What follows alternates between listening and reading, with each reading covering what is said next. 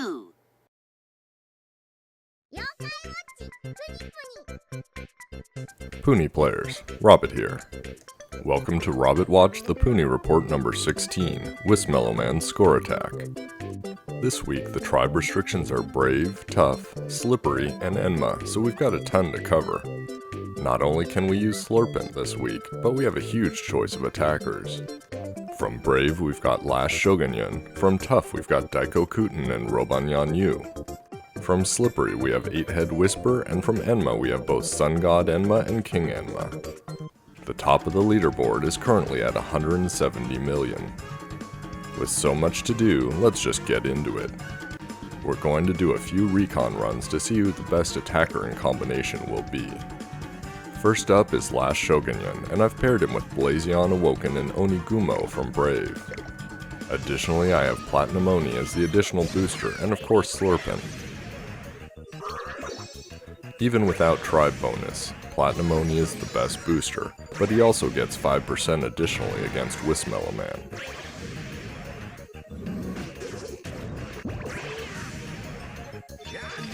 With the boosters, Last Shogunyan gets just shy of 42,000 damage. With Onigumo as the score booster, that translates directly into 4.2 million score before bonuses. Next, we're going to use a similar lineup except for Daikokuten, who's from the Tough tribe, so we'll swap out Gargoros for Blazion Awoken.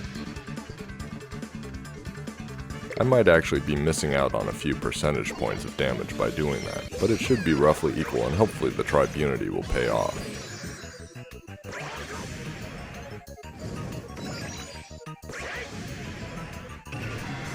Slightly worse boosters, but Daikokuten's attack power makes up for it and just gets a little more than 42,000 damage. If you watched my video on Robbett 28 last week, I mentioned that I believe Daikokuten has a random element to his damage. My sense, after reading his skill in Japanese, is that you might get lucky and get bonus damage with him, so we'll try him quickly a few more times. The good news is his damage didn't go down, but didn't really go up as well. Given last week's recon runs, I've ruled out Robbett, so we'll just move on. The Whisper Ohajiki event was my first Puni event ever, and I missed out on getting 8-Head Whisper, but I just recently befriended him, so we're going to try him out. To get some tribe unity with him, we're also going to use Dojira in place of Gargoros. Unfortunately, the big problem with using a slippery attacker here is that we won't get a tribe compatibility bonus. Whismellowman is slippery, and therefore Tough and Brave will get 50% damage bonus against him in score attack, but slippery versus slippery is neutral. First run through is just shy of 30,000, a lot less than the other two. 8-Head Whisper is definitely random when it comes to damage, so we'll do a few more. 34,000, 32,000, and 32,000 again. Like I mentioned, we have a ton of options this week, and SSS rank Sun God Enma is available to us. For him, we put 2 of the best attack boosters and 2 of the best score boosters available. Tribe unity isn't an option when it comes to boosters in Enma. Since Sun God Enma is a tracer, it really isn't going to be comparable in score. We basically have to think of a tracer as needing to be 3 to 4 times better, generally speaking, as we won't be able to get off nearly as many ultimates as with a single attacker. Sun God Enma does around 92,000 damage, and because we have a second score booster, that translates into around 14 million score. Sun God Enma doesn't have any tribe unified boosters, but we do have King Enma, an SS rank single attacker that gives great tribe unity. Instead of a booster, I'll use King Enma both before and after Sun God Enma's ultimates, as Sun God Enma will likely be able to charge up King Enma.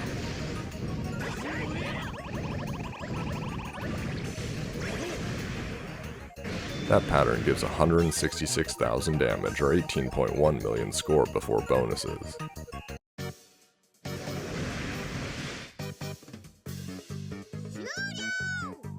For now, we're going to saddle up Daikokuten and try a full flood to see what can happen. He was the best of our single attacker options by a slim margin, and he's got relatively good contrast among the other boosters on the board.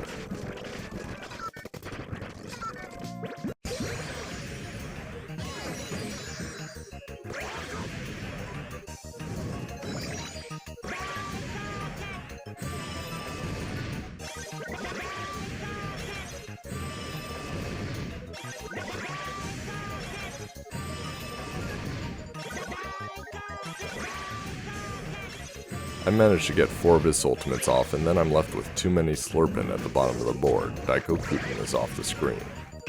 I don't help matters by being conscious of wasting Slurpin, so I use him again and then fire off my score booster.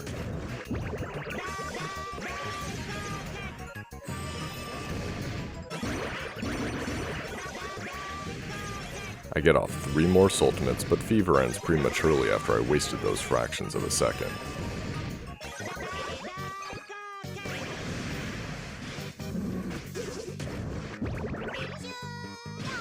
I leave several Daikokuten on the board and end up with 38 million before bonuses and 44 million in total. Certainly not bad, but that puts me in 1853rd place. Let's try it again. In this run, I managed to get the board looking really good and in Fever before the 2 continues. However, and this is a huge however, I misjudged getting into Fever and fat-fingered Gargaros. That means that halfway through Fever, his boost is going to run out and there's nothing I can do about it.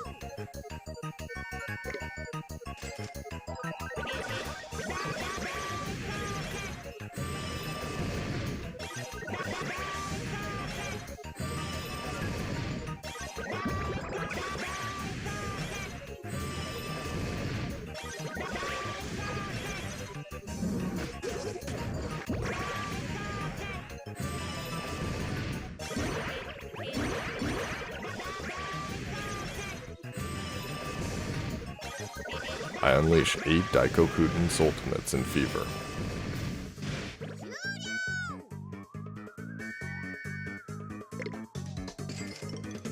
Thanks to time balls, I get a little extra time out of Fever to do 2 more, but without any boosters, they're really just thrown away.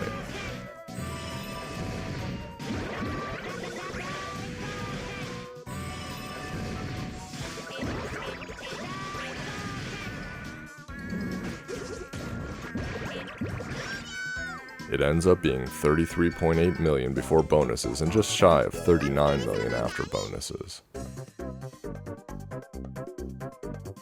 Time to try again. The board is super neat and tidy, and we're into Fever time before the continues. Also, I didn't screw up any of the boosters.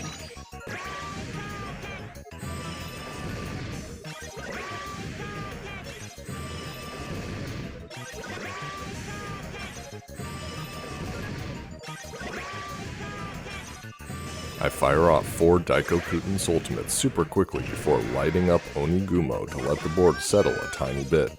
After firing off another Daikokuten, it's Slurpin time, and the board is clean of anything other than Daikokuten and Slurpin, which is fantastic. I pop a few time balls and fire Slurpin again.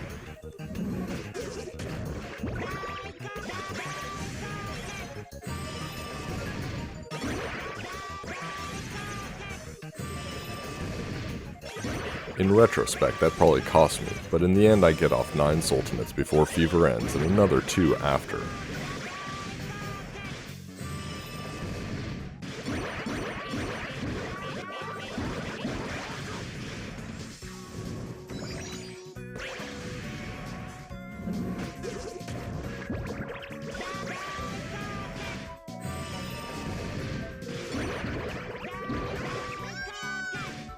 That's 54 million damage before bonuses and 62.4 million after bonuses.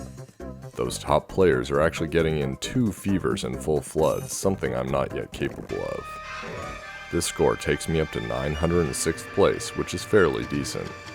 Let's see what we can do with the other guys. First up is Sun God Enma and King Enma. Here I'm going to try for 2 Fever times. In each Fever time, I'm going to sandwich Sun God Enma's tracing ability between a King Enma's ultimate.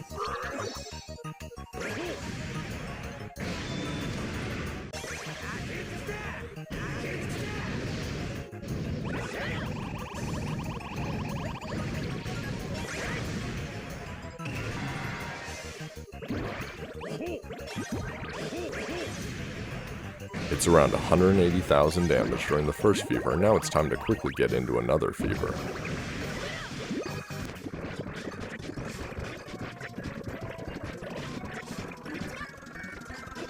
I managed to do it with everyone ready for their ultimates.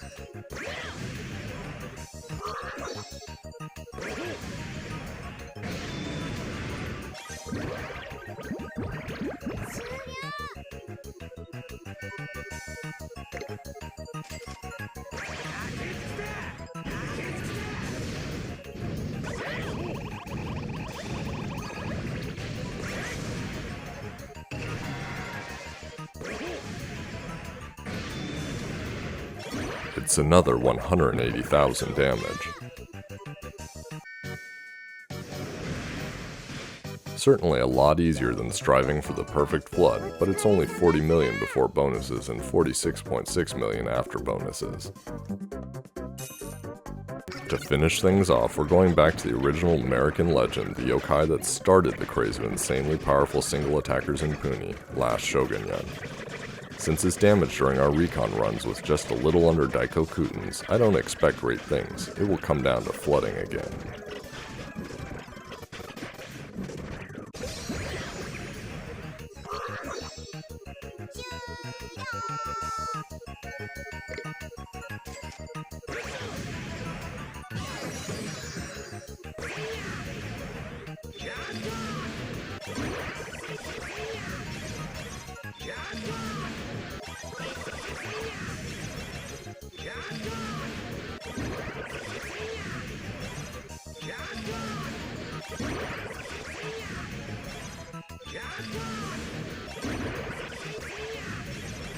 It's 1, 2, 3, 4, 5, 6, 7 Sultimates before I use Onigumo and let the board settle and build up again with Slurping.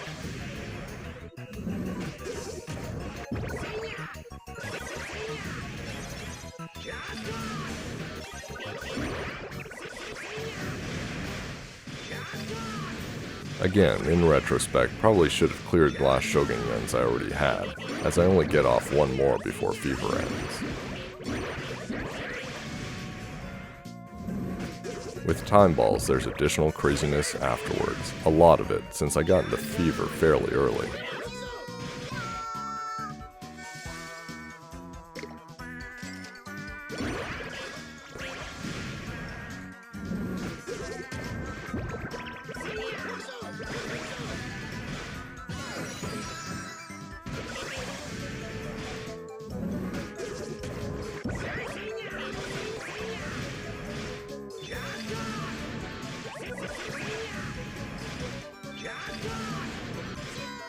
In the end, however, it's 52 million before bonuses and 60 million after bonuses.